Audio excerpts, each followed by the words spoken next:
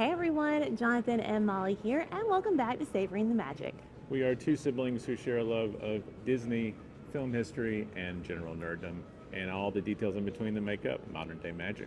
That's right. So obviously the Disney parks are pretty magical locations, or at least we think so. But the truth is that the magic does not stop at the parks. There are some amazing details to be found at the resorts across property.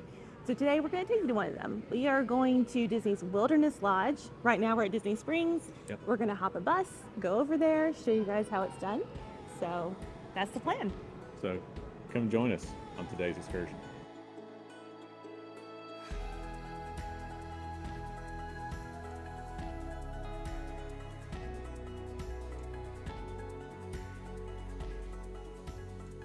So for those of you that may not know, the Disney resorts can sometimes be a little hard to get to if you don't have a dining reservation or aren't staying there. Right. But if you come to Disney Springs Park, and you can hop on any bus to any resort you want.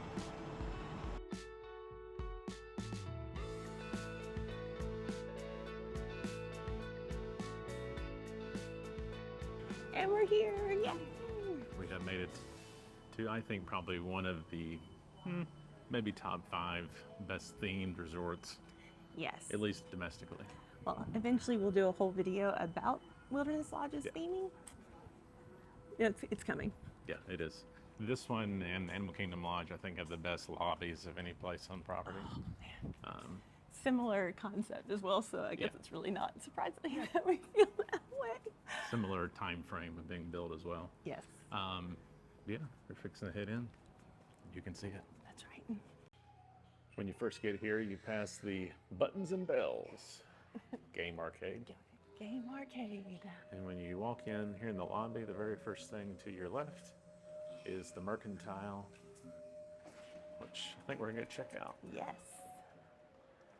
They have some unique merchandise here, and that's not always the case, so we have to show it off. That's right, guys. It's Smokey the Bear. Really fantastic merch, honestly.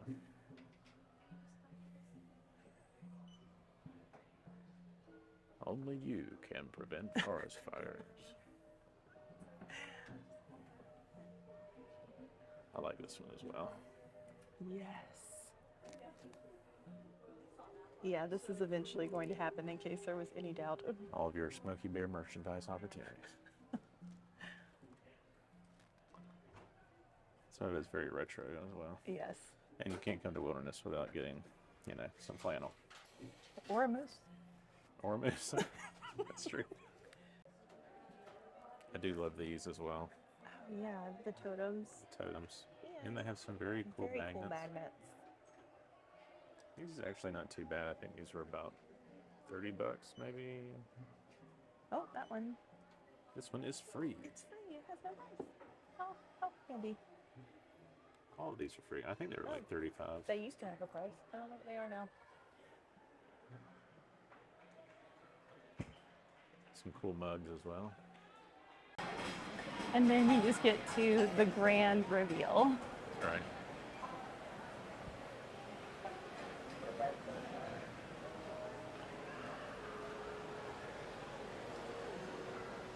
Absolutely gorgeous. Especially if you come here during Christmas. Oh my Usually. gosh, yes, which we will be doing. Particularly gorgeous. But right now, I've just enjoyed the ode that it is to the American frontier, really. So.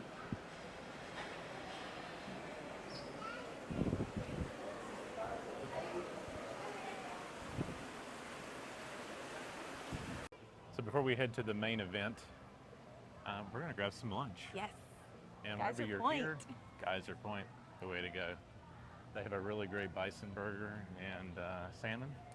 Yes. And I think that's what we're going to be getting. We've had the burger before. The salmon is a new thing we're going to try. Yep. So exciting. And we joined that estimated walk-up list. Said 10 minutes, took like 2. Yeah. So just So we are fun facts. running to our table. That's right.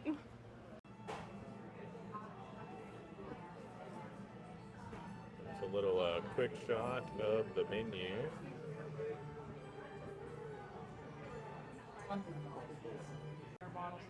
And the food has arrived. Yeah. So we both know the burger is delicious, and we've never had the salmon, so we are about to split these two things and kind of just have half of each so that we have the joy of eating both. Bon appetit. Bon appetit. We also have a lot of seating out here that you can particularly enjoy a nice evening when it's not roasting. Pretty great views of Bay Lake out there. One of the resort shuttles coming in. And you can see Discovery Island there in the distance. And we're going to talk about that more in an upcoming video. But a little sneak peek at the view here from Geyser Point. So we have finished up lunch. How was yours? So good. That bison burger is always really good. It has a garlic aioli on it and some Marionberry like jam, jelly, sauce. I don't really know, but it's really good. Salmon was very well cooked. The like quinoa salad veggie mix thing that had going on was it had roasted vegetables on it, which I picked all of his squash out of it. So she did indeed. It was very good. It was very good. So we are off now to the real reason we're here. Yes.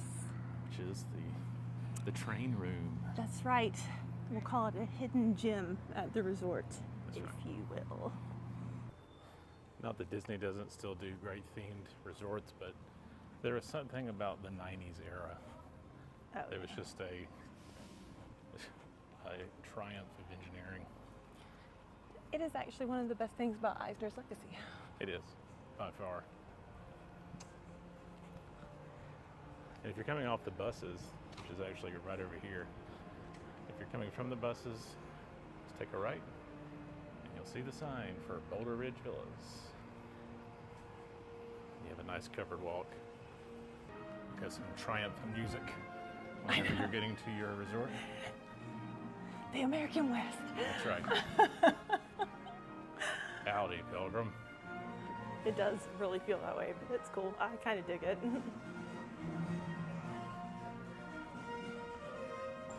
Welcome home.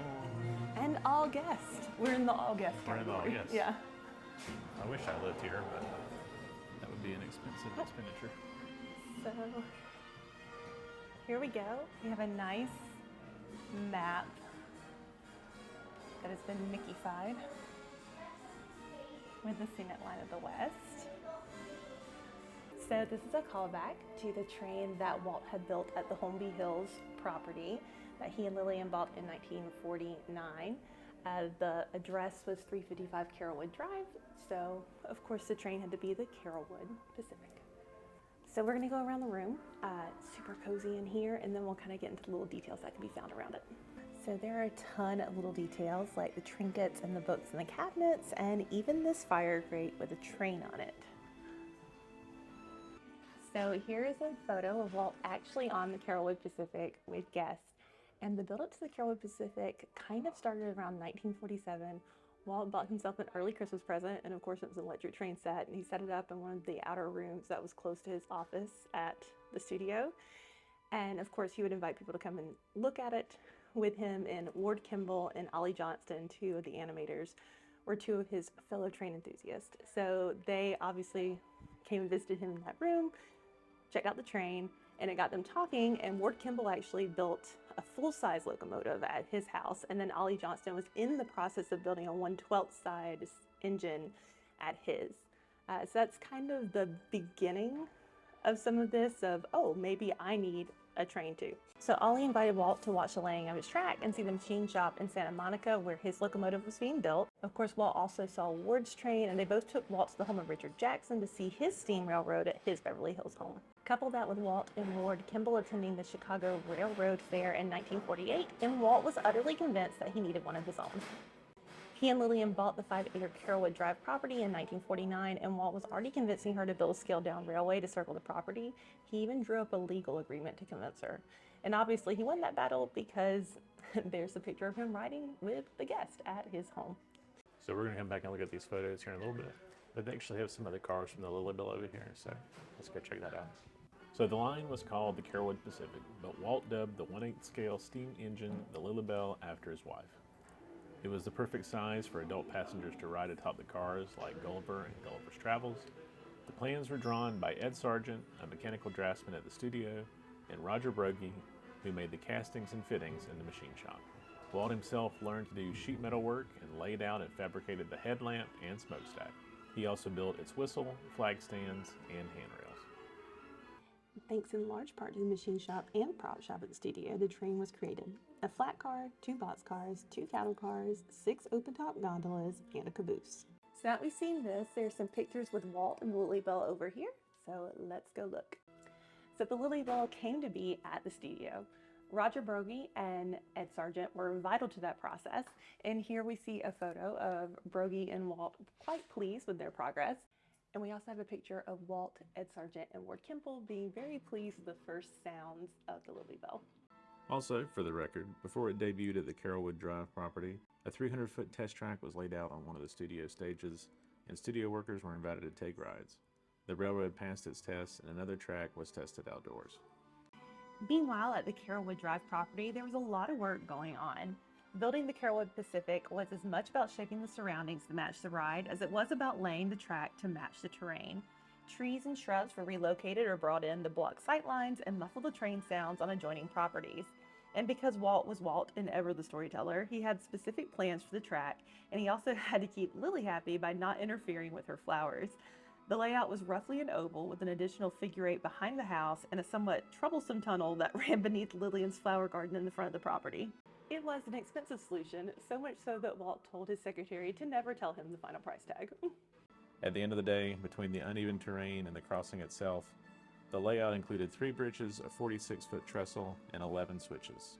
The Lilly Belle finally debuted in May 1950. In fact, here's a photo of Walt in all his glory behind the throttle of it. Walt would often transport guests with his coveralls and engineer's cap in place. It was incredibly popular with the girls, their friends, and even celebrities. Walt loved it, and Lilly tolerated it. Oh, and remember how we said that Ward Kimball had a full-size locomotive of his own? Well, here's a photo of him with the Grizzly Flats Railroad crew at Ward's home. He even named Walt an honorary engineer for it. Back to the Carolwood Pacific, it ran until the spring of 1953 until a guest engineer derailed it, and Walt was worried about injuries. Of course, the closing of the Carolwood Pacific was by no means the end. In fact, all the plans for the Carolwood Pacific were extremely helpful in building the trains for Disneyland.